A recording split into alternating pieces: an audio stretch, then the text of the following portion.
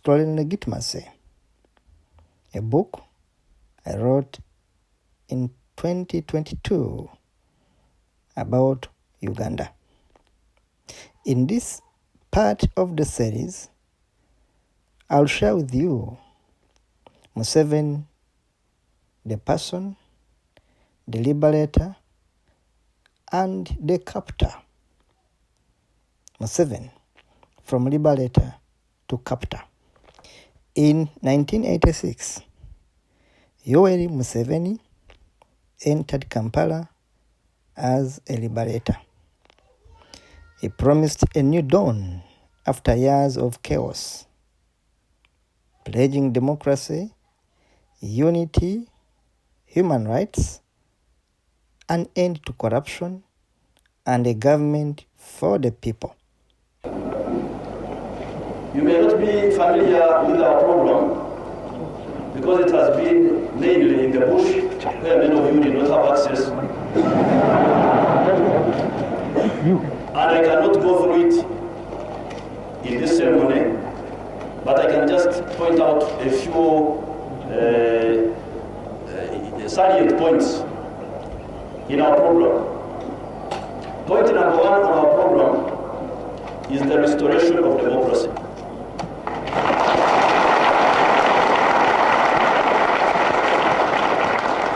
Museveni laid down 10 fundamental promises that included free and fair election, an end to theft of public resources, respect for human rights, a professional army, economic growth, unity beyond tribe, no life presidency, quality health care and education, protection of citizens, and power returned to the people.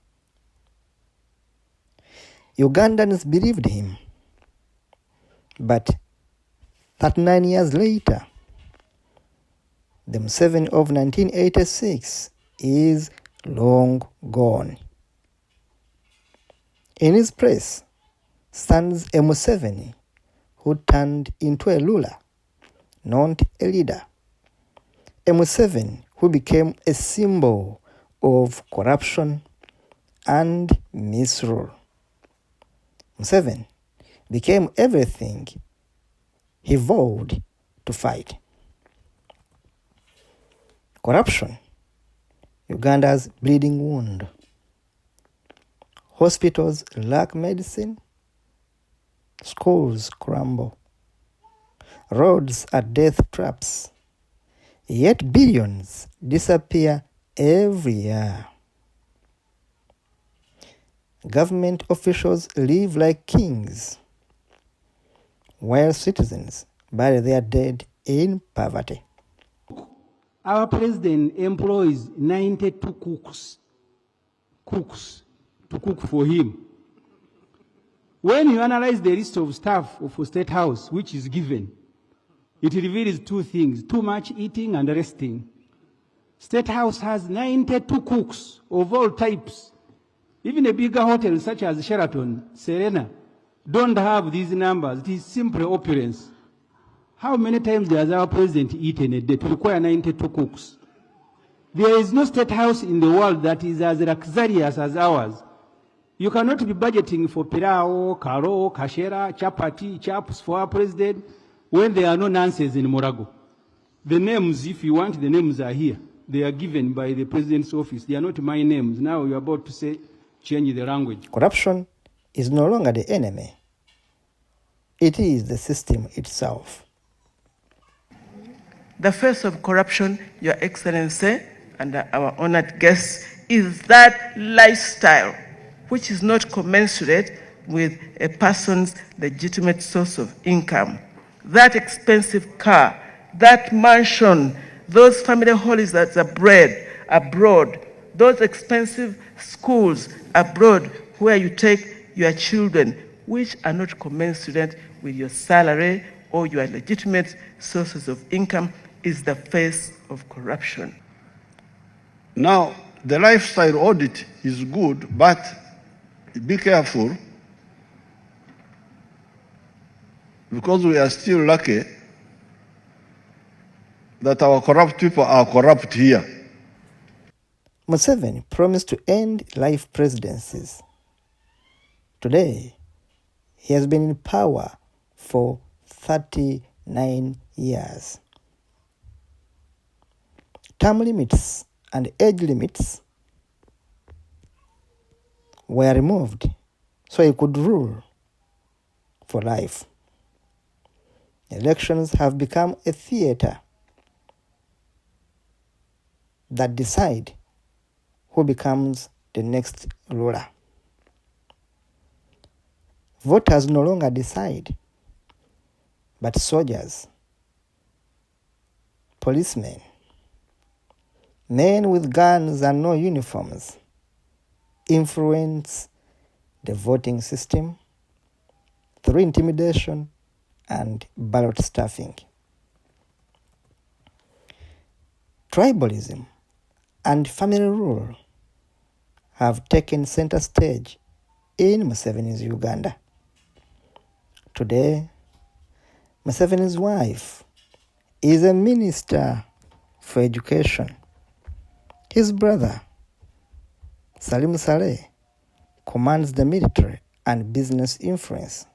His son, Muhoozi Kainerugaba, controls the army and is groomed as Museveni's heir. Museveni's cousins, royalists, friends, classmates dominate government. Uganda is ruled by a dynasty, not a democracy.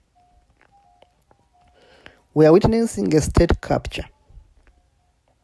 We are seeing a man who sought to protect human rights.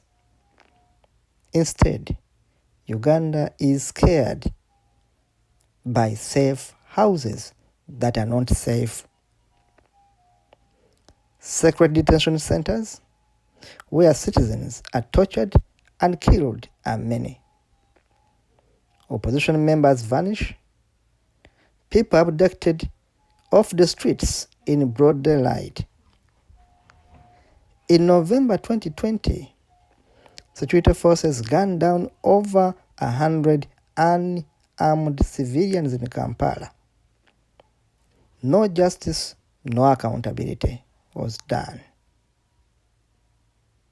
The army and police, once promised as protectors, are now tools of fear used to silence dissent and keep one man, Museveni, in power.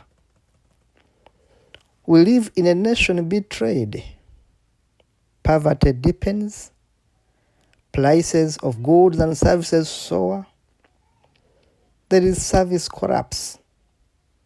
Uganda's resources are sold off by the men in the middle. Land is a business that the corrupt engage in. Our airport was mortgaged. Our national assets privatized. And only Ugandan are taxed heavily to the bone just to survive. The revolution of 1986 has become a regime of greed and fear. This is a call to action. Uganda must rise. Ugandans cannot remain silent. Every stolen shilling, every rigged vote, every abducted citizen is a wound on our nation.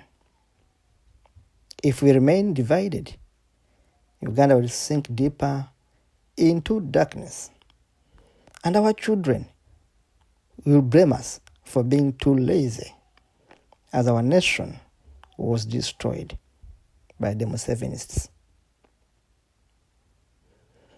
But we are millions. They are few.